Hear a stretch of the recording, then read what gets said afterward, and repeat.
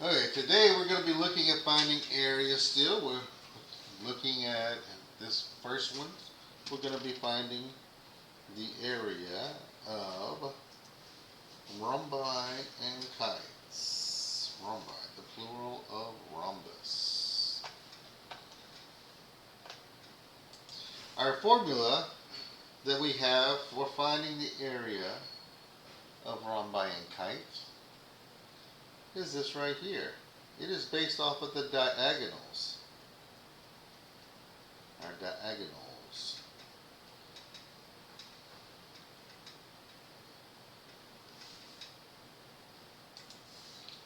So if we take and multiply our diagonals together and divide it by 2, or 1/2 diagonal 1 times diagonal 2, that'll find us our area. So here in our instructions it says find the area of each rhombus or kite.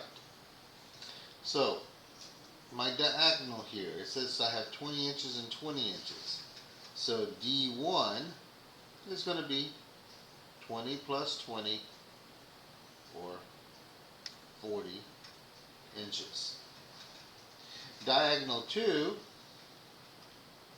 is the one that's going across here, like this. That one is going to be 26 plus 56, which is 82. So to find my area, I'm going to take and do 1/2 times 40 times 82.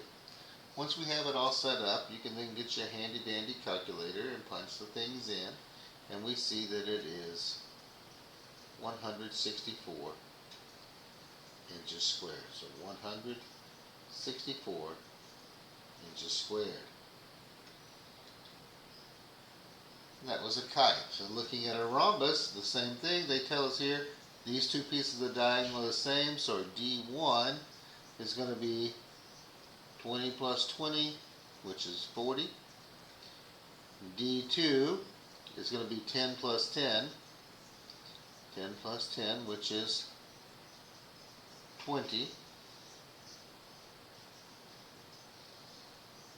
So my area is 1/2 of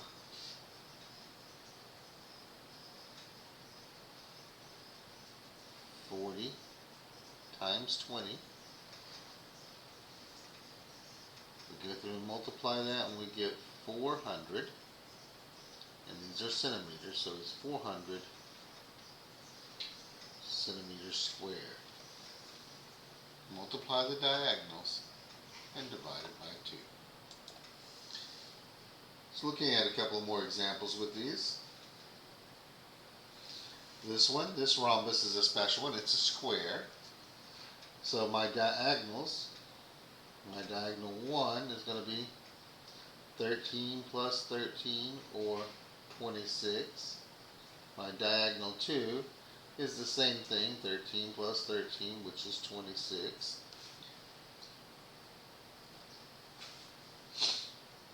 So my area is going to be 1/2 times 26 times 26.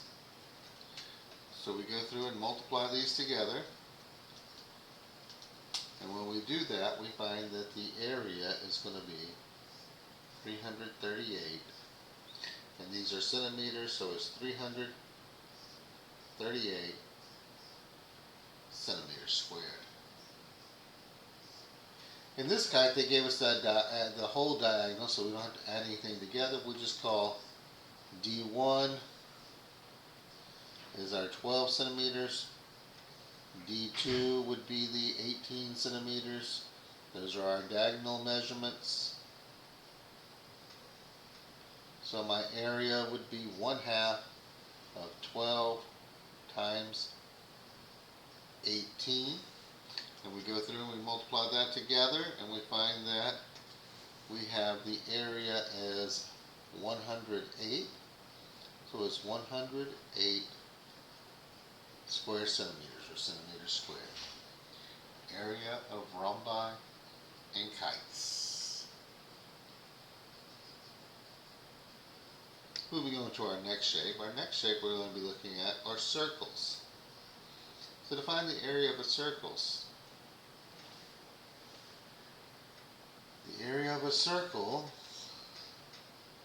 we're going to be using the Greek letter pi. And we're going to take the radius and square it, or radius times radius. Our instructions right here say find the area and then round your answer to the nearest 10. Unless you are specifically told, for pi we're going to use the pi button on our calculators. Sometimes they're going to tell us to use other things such as 3.14 to estimate, sometimes 3 to estimate, sometimes they'll tell us to use 22 over 7. If there's nothing in our directions, we use the pi button.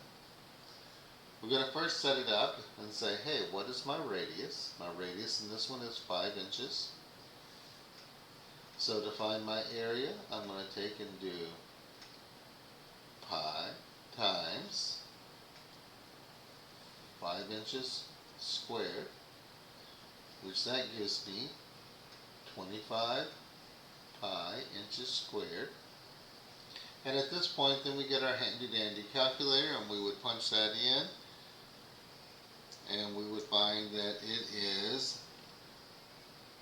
78.539816, something else. Keeps on going. Woo! But our instructions tell us to round to the nearest 10, so I don't care about all that other stuff.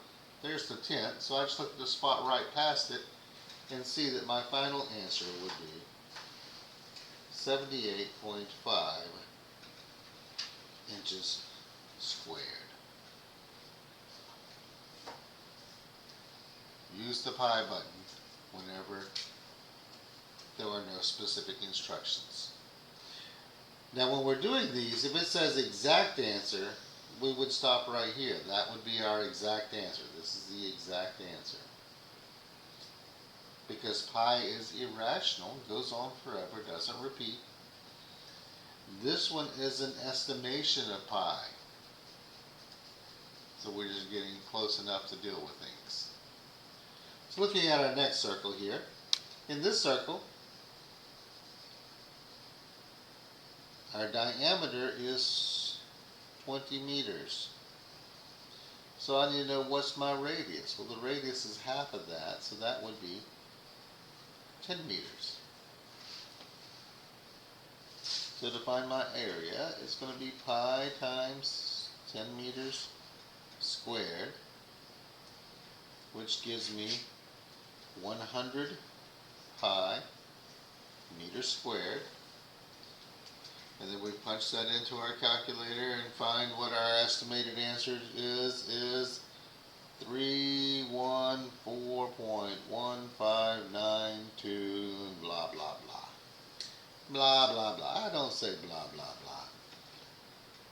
And right here, what? That's got to round up. So my final answer would be 314.2 meters squared. 314 2/10 meters squared. Area of a circle. So that's how much it would take to fill it in. Looking at our next example here. For this one, they tell me my diameter is 11 feet. So I can just say, hey, my radius is going to be 11 over 2. I'm going to divide it in half. Feet. Or I could put 5.5 feet. Either way. So my area is going to be pi times 11 over 2 feet squared, which that would be 121 pi over 4 feet squared. And at that point we would take and punch this into our handy dandy calculator and find out that we have not 90, 95.033, and I'm going to stop there because we only need the tenths anyway, and the tenths is right here. So with this one, it would be 95.0 feet squared. And it's a good idea when you're rounding to put the point 0 to let people know that it wasn't exactly 95. You got rounded to 95. And our last example here, looking at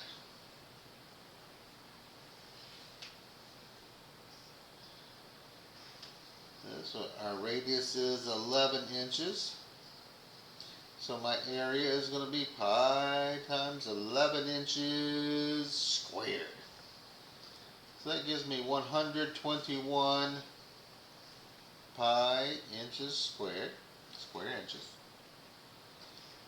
I take that then and put it into my handy dandy calculator, and it comes up and tells me that, hey, that's 380.132 blah blah blah blah. That's where I need to round to. That doesn't need to round up. So it's going to stay 380.1 inches squared. Area of circles. Remember, the area is pi times the radius squared. Once you have your radius, you can plug it in and go to town. If it asks for the exact answer, remember this step right here is the exact answer. The other ones are estimations. Now we don't always need to find the area of the whole circle. Sometimes we just need to find the area of part of the circle. That's the area of a sector. So to find the area of a sector, we just have one extra piece to add, and that is, what is our angle? Everyone has an angle. So for this one, we're going to do exactly the same thing as we were doing before. I need my radius. My radius is 3 feet. But I also need my angle. My central angle for this one is 45 degrees. So to find the area of the sector, I'm going to do 45 over 360. And I use 360 because 360 is how many degrees there is in a circle. Times pi times 3 feet squared. And once you get it set up like this, you can just punch that into your handy dandy calculators, and it will go through and do all that heavy lifting for you, and you won't have to do anything else, and find out that you get 1.178097 blah blah blah. Blah blah blah. I don't say blah blah blah. Here, it says round to the nearest tenth, just like we were doing before. So the tenth is this spot here. So my final answer would be 1.1. Oh no, not 1.1. 1.2 feet squared. 1 2/10 feet squared. So looking at another example right here. My radius is 10 meters. My angle is 100 degrees. So to find my area of the sector, I'm going to do 100 over 360 times pi times 10 meters squared.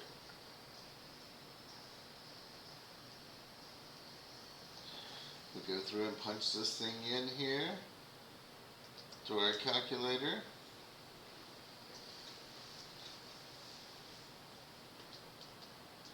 And we find 87.26.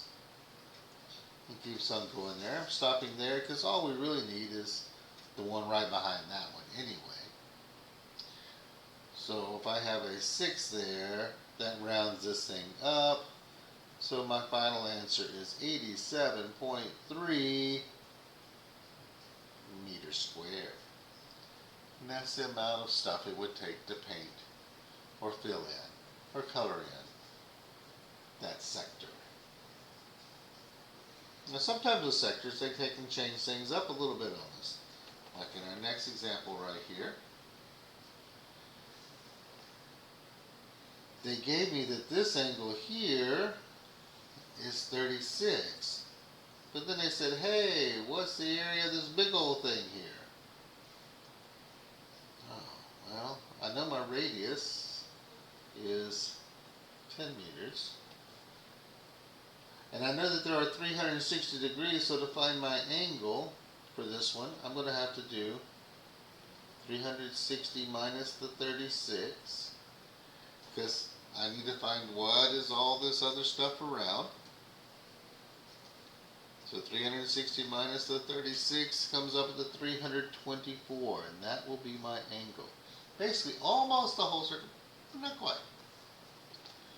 So now to find my area, I'm going to do 324 over 360 times pi times 10 meters squared. And once we get that set up, we can then just go back to our handy dandy calculator, punch that in, and we see that we have 282.743, and a bunch of other stuff there. We stop right there, it's where I need to round to, so my final answer would be in the box here, 282.7 meters squared. This last example is the same way as this one we just got through looking at. They gave us the small angle that's cut out of it. So, start with my radius. My radius in this one is 7 meters. 7 meters, man, that's a pretty big circle. Okay, moving on. To find my angle, I'm going to do 360 minus 20, because 20 is a little piece being chopped out. Will give me 340 degrees. So to find my area, I take the angle, 340, and put it over 360. That gives me the fractional part of the circle that I need, times pi times 7 meters squared. And once we have this thing set up here, we can just go punch it in here and see what happens.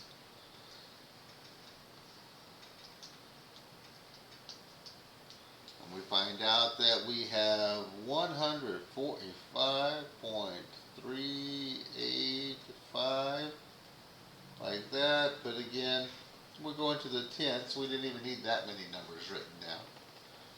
So our final answer would be 145.4 meters squared. To find the area of a sector, the only difference between the whole circle and a sector is finding the angle portion as a fraction here, multiplying that. And that will take then to find just the shaded region for our sector.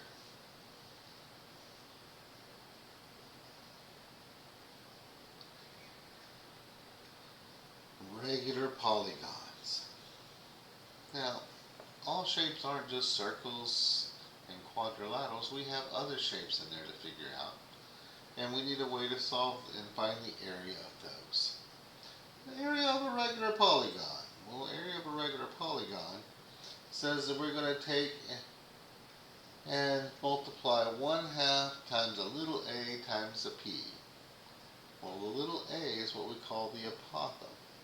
In the apothem, we got the definition right here, segment drawn from the center of a regular polygon to the side and is perpendicular. So you start at the center, you go straight to one of the edges and is perpendicular. And you have to remember, a regular polygon, all the interior angles and all the edges are congruent. And then perimeter, you just add up the edges. So looking at this one right here, this one is an equilateral triangle for our first example, and our directions here say round to the nearest tenth, like we've been doing. So an equilateral triangle, meaning that all these sides are the same. They're all 14. Groovy. But it also means that all the angles are the same. They are 60 degrees. But over here, this is going to be 30 and 30 because if you chop it in half, you get a 30, 60, 90 triangle. And if we remember then, my right triangle right here,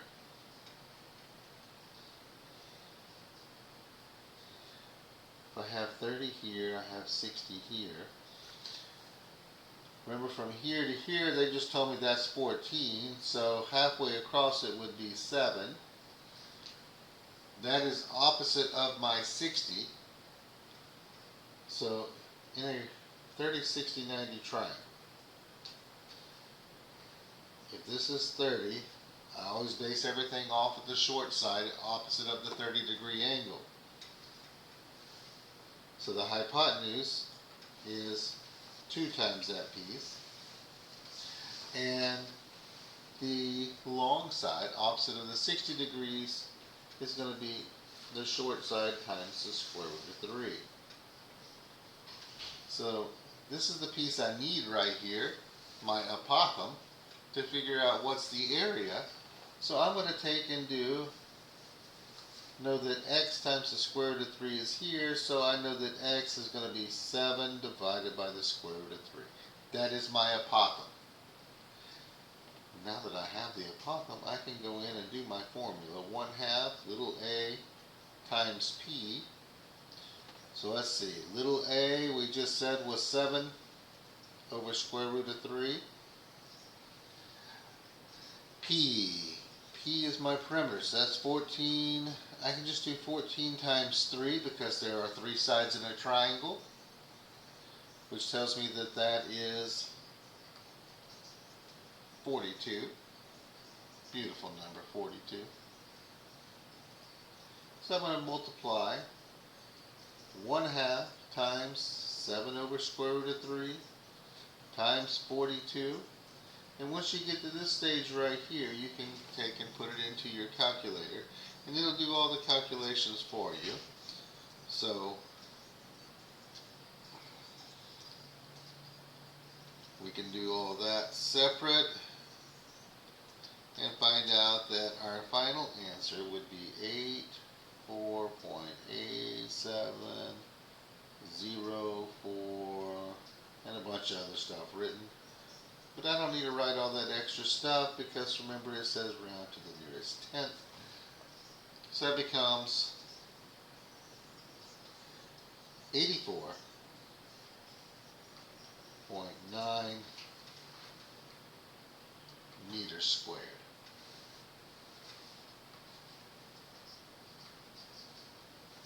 So that's an equilateral triangle. A couple of different ways we could have gone about and done that one, but that works. This next one right here, though, is not an equilateral triangle. It's not a triangle. We haven't done this shape. This is a pentagon. So we have to use our apothem and our angles. So for this one right here, this right triangle, here's what I'm going to pull out. This right here to the side. I know this little spot here, this is going to be 5 and 5. So my right triangle here, this piece is 5. Now what am I going to do? Well, I have to remember how many degrees are in these angles here. Well, to find the interior angle, I'm going to do 5 minus 2 times 180 and divide it by 5. This will get us the angle.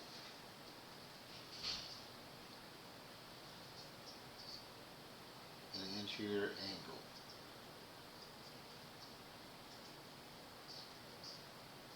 Of a regular polygon. So I go through and I do that, and I find out that each angle is 108.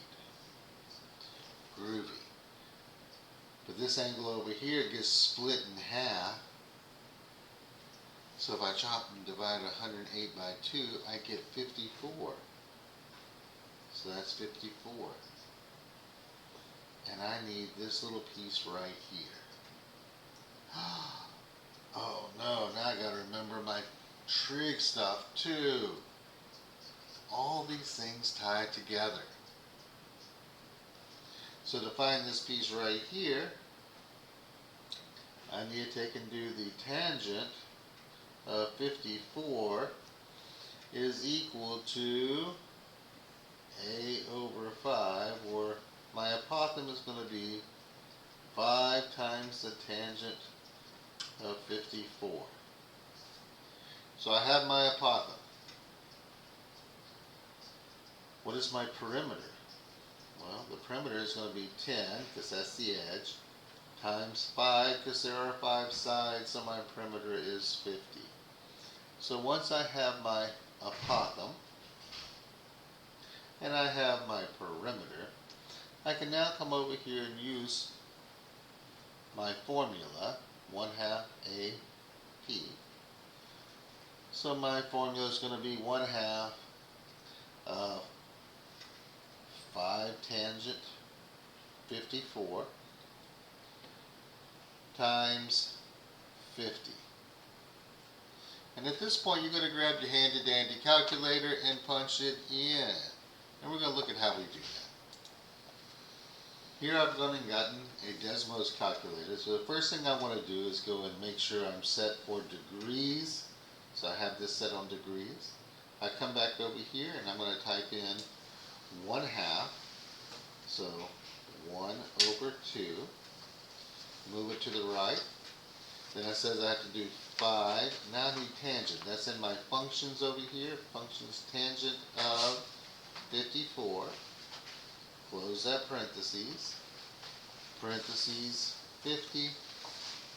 And I see that my area is 172.04. So I have here 172.04. I stop there because that's all I need. I don't need to round this up. My final answer is 100. Well, if I get the right marker, it is 172.0, and these are inches squared.